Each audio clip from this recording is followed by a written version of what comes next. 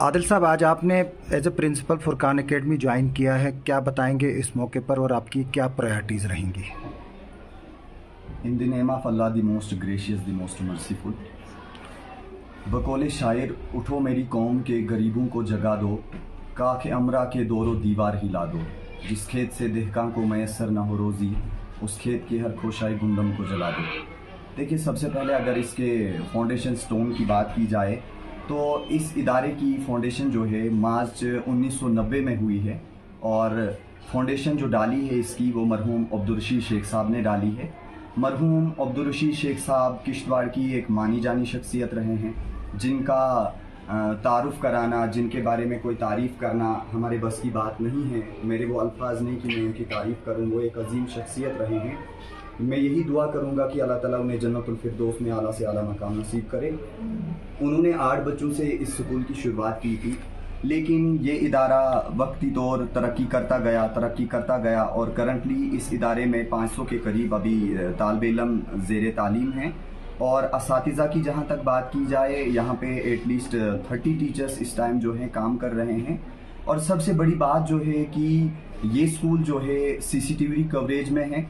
इसके अलावा इस स्कूल में स्मार्ट क्लासेस हैं। बोर्ड रिजल्ट्स जो है यहाँ पे बहुत ही अच्छे हैं। मैं भी इसी स्कूल का तालिब इल्म रहा हूँ, पास स्टूडेंट हूँ मैं इस इदारे का। तो मेरा ये ख्वाब था कि मैं इस इदारे की निज़ामत चलाऊँ और अल्लाह रब्बुल इज़्ज़त का लाख लाख शुक्र है कि मुझ जैसे नाचीज़ इंसान को अल्लाह ताला ने इस इदारे की खिदमत करने का मौका दिया।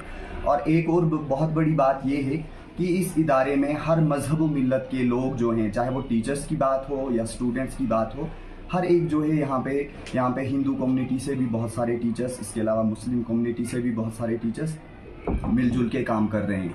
और आइंदा आने वाले वक्त में भी मैं हर मिल्लत, हर मज़हब के लोगों से रिक्वेस्ट करता हूँ कि वो आएँ हमारे इदारे में। हर मज़हब व मिल्लत के इंसान के लिए हमारे दरवाजे खुले हैं, चाहे वो स्टूडेंट के हवाले से बात हो या टीचर के हवाले से बात हो। हमारे इदारे में आकर हमारे साथ फ्रेंडली काम कर सकते हैं, कॉपरेट के साथ काम कर सकते हैं। यहाँ पे कोई कम्युनलिज्म यहाँ पे नहीं है।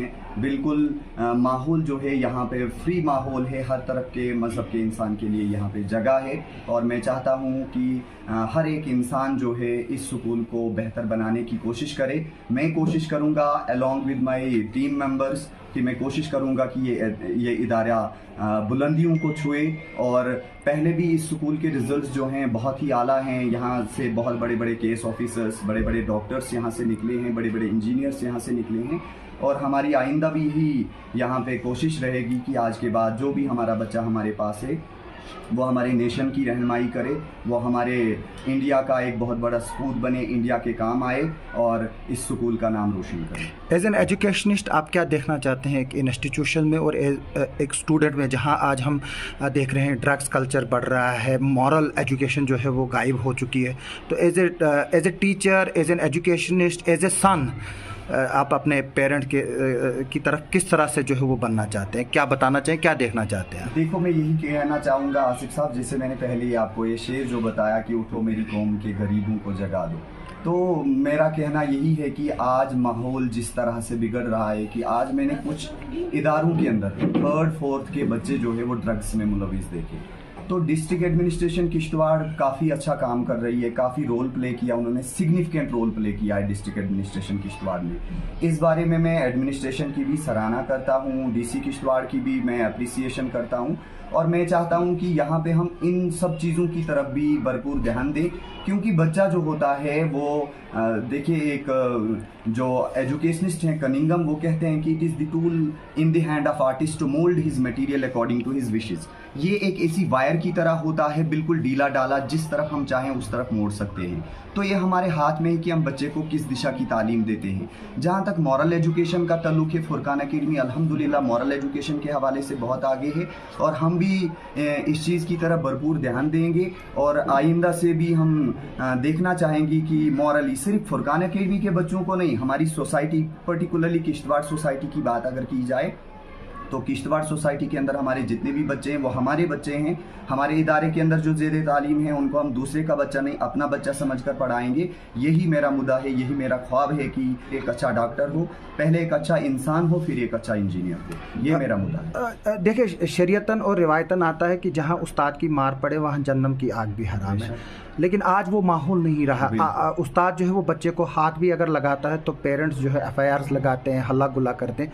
तो सिस्टम में किस तरह से सुधार आएगा? देखो, सिस्टम में इस तरह से सुधार आएगा, मेरा मानना है कि अगर पत्थर को भी प्यार किया जाए तो पत्थर भी मोम हो जाता है। तो बच्चे को सुधारना कोई बड़ी बात नहीं है। अगर एक टीचर की हैसियत से टीचर बन के क्लासरूम में जाएगा, मुझे नहीं लगता है कि उसे टीचर को वो मॉडिफाई करना कोई मुश्किल काम है, क्योंकि टीचर की जो लैंग्वेज होगी, अगर वो पोलाइट लैंग्वेज यूज़ करेगा तो डेफिनेटली बच्चा भी पोलाइट लैंग्वेज ही यूज़ करेगा। आसिफ साहब देखिए, अगर माशरे में गाली गलौज वाला बच्चा गाली देता है या कोई ऐसे वैसे काम करता है तो डेफिनेटली कहीं ना कहीं उनमें पेरेंट्स का भी रोल रहता है। देखिए, हमारे घर में मैं एक छोटी सी मिसाल दूं आपको। हमारे घर में कभी कोई मांगने वाला आता है, हालांकि पेरेंट्स में मदर और फादर दोनों घर पे प्रेजेंट होते हैं, लेकिन उसके बावजूद वो अपने बच्चे को उठाकर दरवाज़ा बंद करके अपने बच्चे से कहते हैं इससे कहिए घर पे कोई नहीं है। तो पहली बात, वहीं से बच्चा झूठ सीख जाता है। हालांकि अगर 5-10 रुपए वो उस मांगने वाले को दें या सीधे कहें कि हमारे पास इस टाइम कुछ है नहीं, तो लेकिन बच्चा तो झूठ से बचेगा। तो ऐसी छोटी छोटी चीज़ों को हम झूठ समझते ही नहीं हैं, लेकिन यही चीज़ें बच्चे की ज़िंदगी में फिर आगे बढ़कर बहुत बड़े बड़े झूठ बन जाते हैं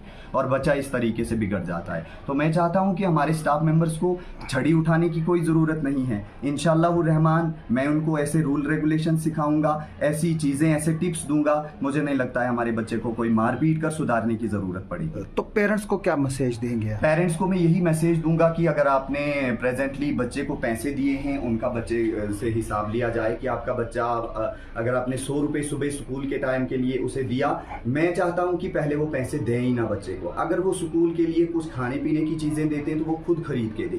इसके अलावा मोबाइल फ़ोन जो है, इसका एक बहुत बड़ा, जिसने इसे इन्वेंट किया था उसने किसी और मकसद से इन्वेंट किया था, लेकिन आज सोसाइटी में इसका बहुत गलत इस्तेमाल हो रहा है। तो पेरेंट्स से मेरी ये रिक्वेस्ट है कि अगर आपका बच्चा, देखिए मजबूरी तो है कहीं ना कहीं कि बच्चे को ज़रूरत पड़ती है सेल फ़ोन की अपनी स्टडीज़ के लिए, लेकिन वो बच्चे को ये भी ध्यान में रखें या कनेक्ट करें अपने फ़ोन के साथ उनका फ़ोन, और ये देखें कि वो गूगल में क्या सर्च मार रहा है, किस चीज़ को स्टडी कर रहा है वहाँ पे। अगर पेरेंट जो है अवेयर रहेंगे तो मुझे नहीं लगता है बच्चा किसी गलत दिशा में जाएगा। यही मेरा मैसेज है पेरेंट्स से, अल्हम्दुलिल्लाह इंशाल्लाह। और अपने बच्चे को अगर वो अच्छी तरबियत देंगे, इस्लामिक कल्चर सिखाएंगे, कलाम मुकद्दस के मुताबिक उनको ज़िंदगी गुजारने का तौर तरीका सिखाएंगे, तो इंशाअल्लाह रहमान ज़िंदगी में कभी वो परेशानी नहीं उठानी पड़ेगी उन्हें।